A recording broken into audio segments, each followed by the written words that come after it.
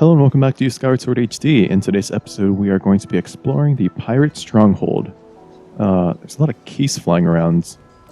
Let's check the sides, see if there's anything we missed. Ooh, 2 giant chews. Let's use our bombs. And one more for you. Oh, come on. Alright, eat this. There we go. Oh, a jelly blob. Thank you. Oh, and there's actually a door we can hit here. Let's just make sure there's nothing up top that we might miss. Oh, here are all the keys. And not a single monster claw was dropped. Oh, there's one. Love those. I'm always short on monster claws for some reason. Oh, come on, get back here.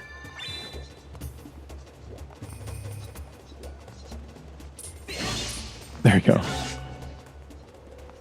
And is there anything on this side? Doesn't appear to be. Interesting. And I hear those cicadas, but I think we're... Oh my god, these keys are like everywhere. My goodness. Alright, let's head through that side door.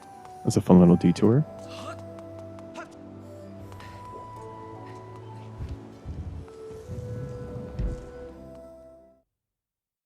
Alright, what lies awaiting for us here?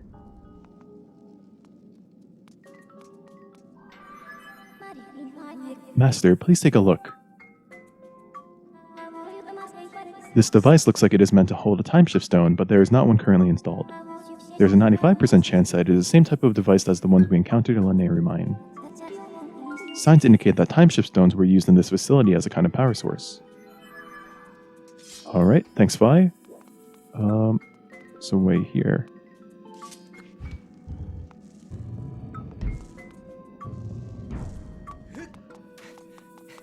Oh, Lizalfos. 2 Lizalfos.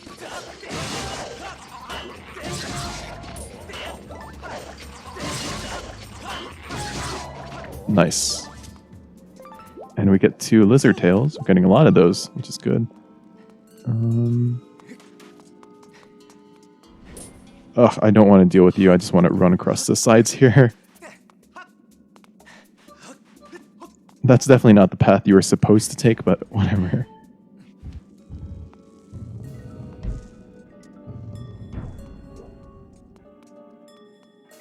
Ah, and there's our timeshift stone. Master, please take a look.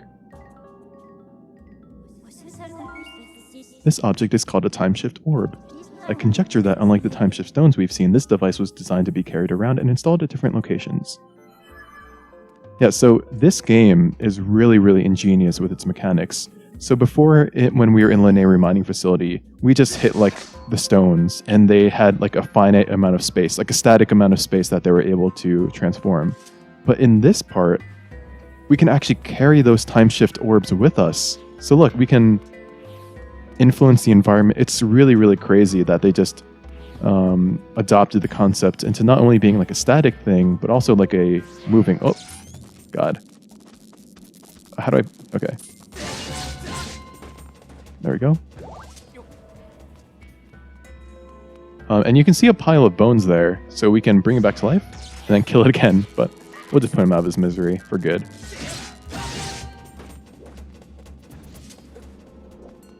And yeah, so you see there's like a wire here that we can't pass in the present, but when we go back in time, that wire is no longer there.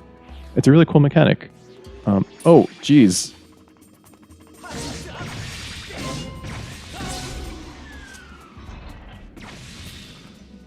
And there's a chest here.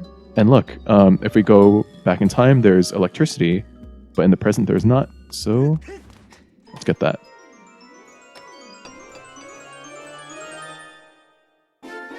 You got a silver rupee. It's worth a whopping 100 rupees. Awesome.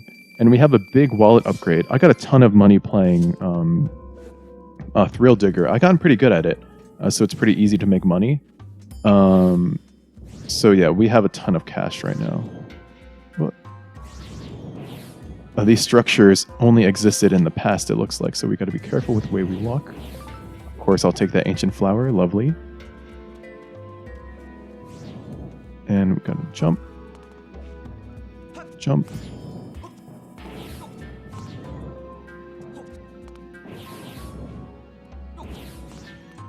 Oh, there's an ancient flower there. Oh, you know what we can do? Let's get our beetle. And make a turn.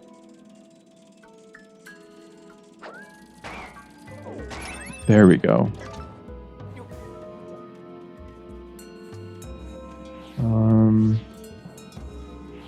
Okay. Oh.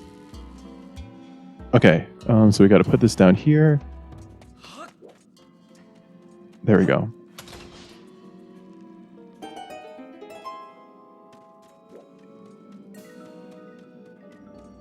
And then bring the ball with us, because we wouldn't have been able to bring it through here because of the electricity. So we got to unlock this door.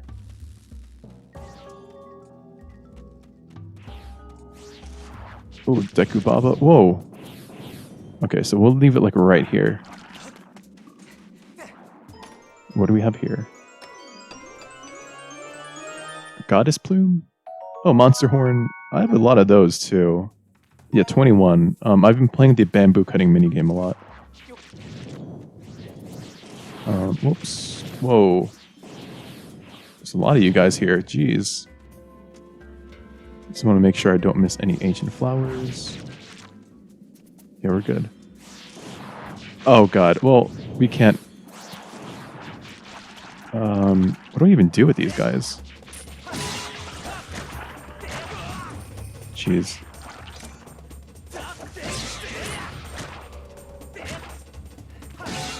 There we go. And you, I'm not going to deal with you. Ooh. Oh my god, these enemies are everywhere. My goodness. We'll leave this here.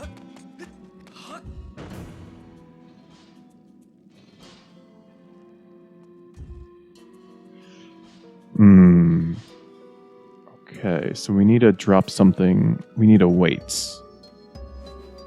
I think it might be the time shift orb we need to use as a weight to hold the lever down. Yeah, it looks like it. There's no other weights that we can use here. Oh, but we can't. Oh, yes, we can. Never mind. There's a box right here. Just out of the corner of our eyes. And then we'll push this on the lever. Whoops. Oh.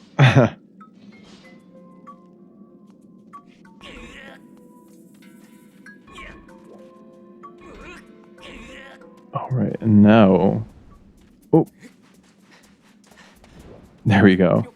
Let's keep moving.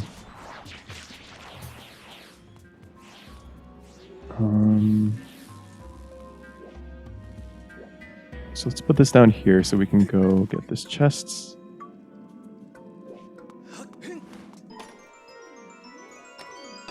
If it's more rupees, I swear. Oh, okay, an evil crystal. We got a lot of those too, but hey. Let's try using the whip on this. Appears we can't. Okay. So we're gonna have to put the time shift crystal like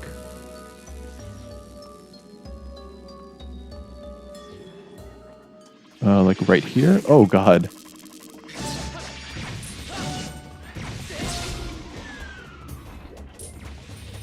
And that should get rid of the barbed wire on the other side.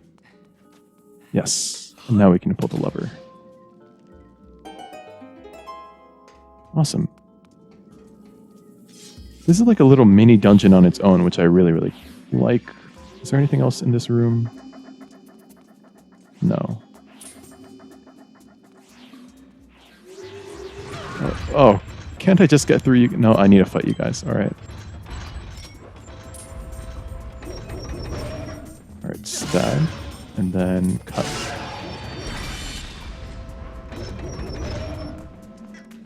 So stab, and then a cut. Oh, it's supposed to be another stab. God.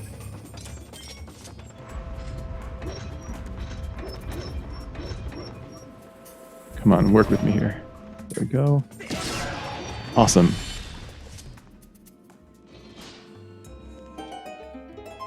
Alright, and we're back at the entrance, and this is where we put the time shift orb into. Whoops, I dropped it.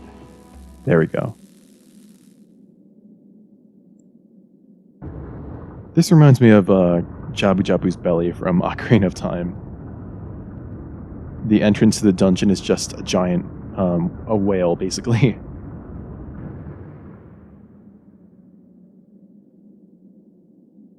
Alright, awesome. Bye, you got something to say? There she is. A report master, the power of the time shift orb appears to have caused a change in the structure. I recommend going outside to further assess the situation. Thanks, Vi.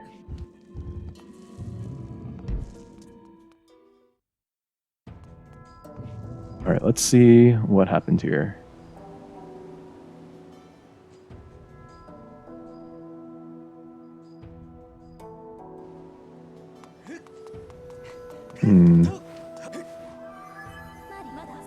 I have information to report, Master. Please take a look.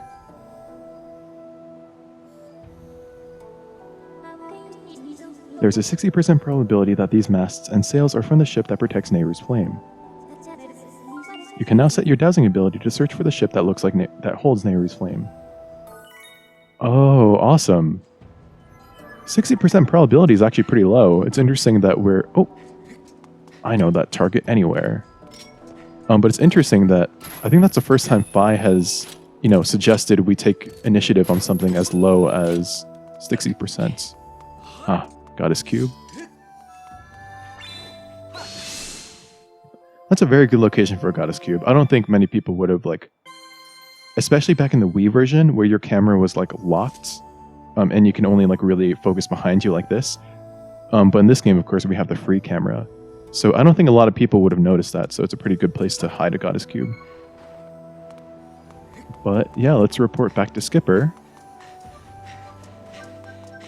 Come on. Ah, dang, I wanted to catch that stamina fruit just as we were running out of stamina.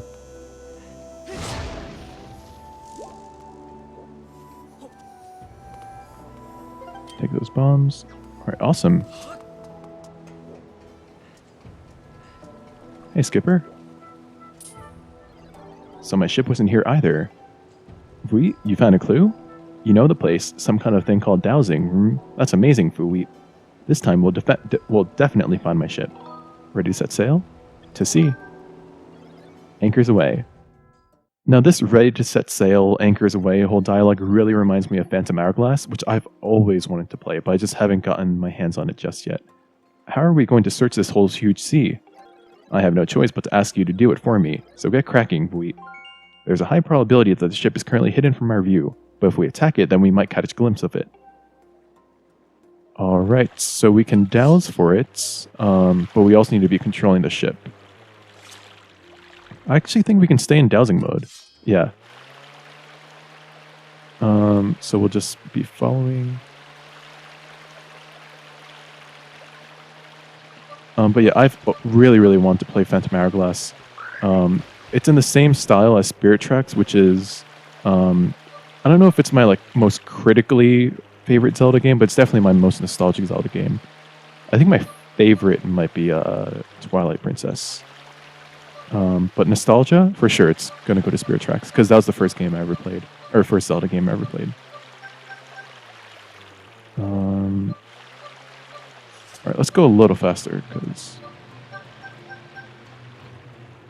still up ahead. But yeah, the whole point of that game, I mean, it was also the case in Wind Waker, you know, like exploration in the sea was a huge part of that game.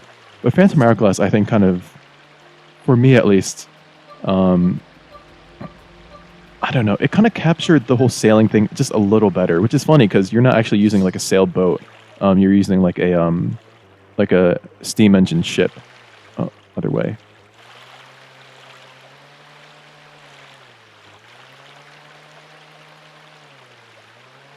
All right.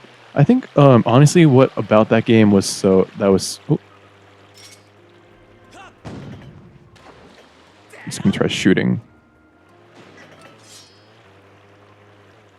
There it is. I think the aspect about that game that made it so suitable for exploration was the fact that you can carry the DS around with you. So it was like having a portable adventure, which I really appreciated. Like that's why I like Spirit Trek so much. Even though the exploration in that game is not as strong, it just felt really cool to be able to have like a whole Zelda adventure like in your pocket.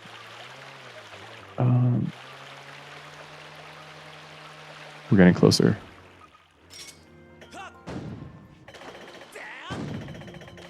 It's somewhere here.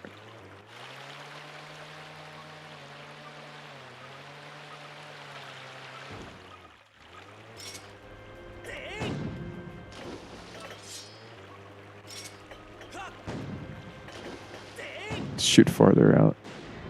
Oh, there's one hit. Do you see it? And that's my ship. We must pursue and keep pounding it with a cannon. Like that. Where to go? Come on.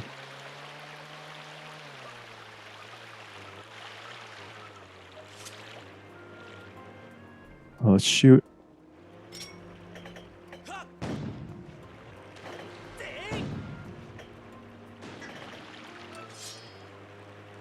Where'd you go? Oh, there.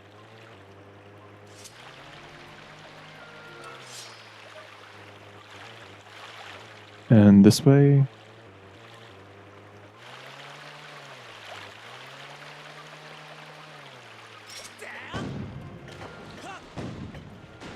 There it is. Let's keep hitting it. Oh, nowhere to go. Oh, over there.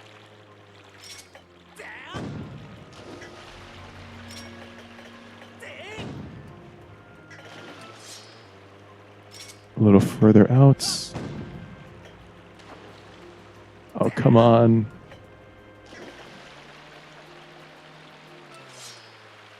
Shoot, we lost it again. There's no way this ship is moving that fast. It's massive. Let's try getting a little closer this time. There it is. All right, we knocked it down.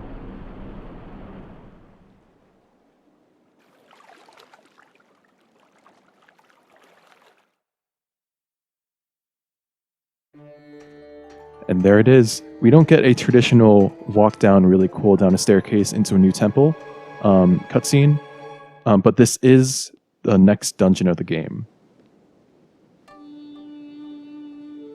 The Sandship.